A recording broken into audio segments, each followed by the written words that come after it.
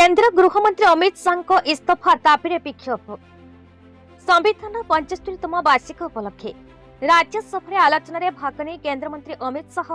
संविधान प्रणयन सभार अन्यतम मुख्य डॉक्टर बाबा साहेब बीआर आंबेडकर संपर्क में मंतव्य अत्यंत अपमानजनक रुचिहीन अटे। स्वाधीनता आंदोलन आरंभ कर संविधान प्रणयन समेत समस्त कार्यक्रम को आरंभ ही विरोध कर आसिथिबा तत्कालीन जनसंघ वर्तमान भारतीय जनता पार्टी चिंता चेतना रे कौनसी परिवर्तन होई नाही बोली से पुनर्बार एही वक्तव्य माध्यम रे प्रमाण करिसेंती। एही मंतव्य सारा देशर लोकन को आघात देछि एवं क्रोधित करिछि। आरएसएस नेतृत्व में परिचालित केंद्र बीजेपी सरकार संविधान को अवमानना करी देशर पार्लियामेंटारी गणतंत्र समस्त विधि व्यवस्था को उल्लंघन करी देशवासी उपरे दोष लदी देबा पई जो चक्रांत चलाई रखुछि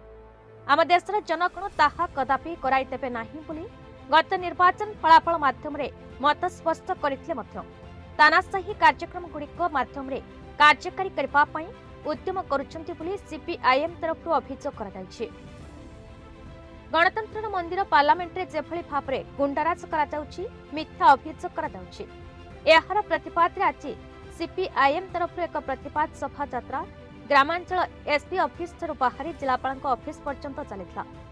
सेठारे अनुष्ठित एक प्रतिपाद सभारे वरिष्ठ नेता रवि नारायण मल्लिक सभापतित्व करथिले। एही सभारे सीपीआईएम रो वरिष्ठ नेता जनार्दन पति जिला संपादक बद्रीनारायण दास वक्तव्य रखी बाबा साहेब को असम्मान करिथिबा केंद्र गृहमंत्री अमित शाह क्षमतार रहिबार नैतिकता हराइछंती बोली कहिथिले।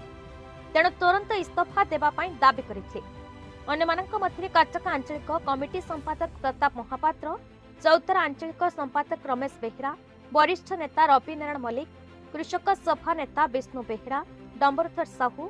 दलित शोषण मुक्ति मंचर नेता नव दास महेंद्र जेना श्रमिक नेता अभय स्वई चंद्रकांत बेहेरा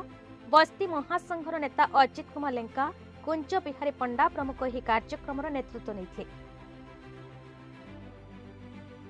से आंबेडकर ना जो तुम न नहीं भगवान को ना नहीं था स्वर्ग में बास कर आम अमित शाह को पचार ये कौ पाठ लिखाई विज्ञान में कौट लिखाई स्वर्ग गोटे अच्छे से लोक मैंने बास कर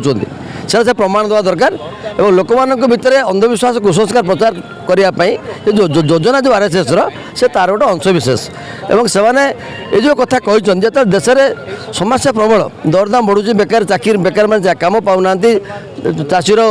दर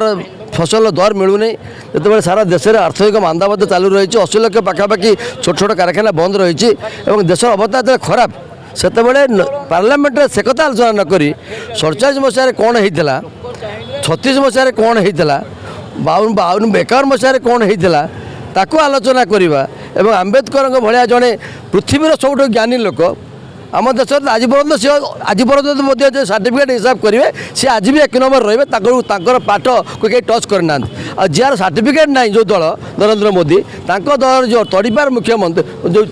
गृहमंत्री सी आंबेडकर को विरुद्ध में एभली अपप्रचार मिछ कथा कहते कहीं ना निजर असल दोष घोड़ाई देशवासी जो मूल समस्या से डाइवर्ट कर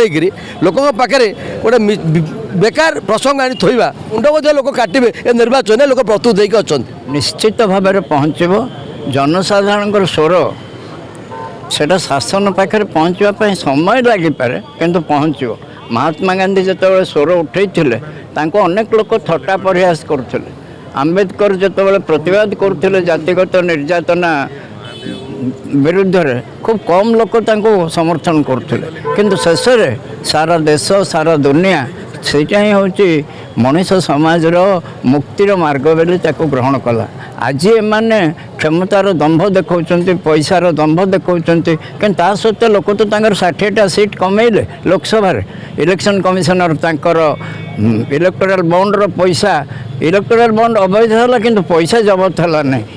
ए सबू सत्वे लोक तो 60टा सीट कमेले से 2टा आसरा बाड़ी धरिकी काम कर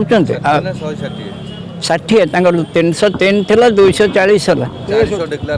आप लिखु जदि आप चित्रशिल्पी चित्र आंकतु किंतु अन्याय विरुद्ध प्रतिवाद करूँ ताहले निश्चय आम दिन न्याय जय हम अन्याय पराजय। कटक दामोदर बेउरांका रिपोर्ट भारत न्यूज।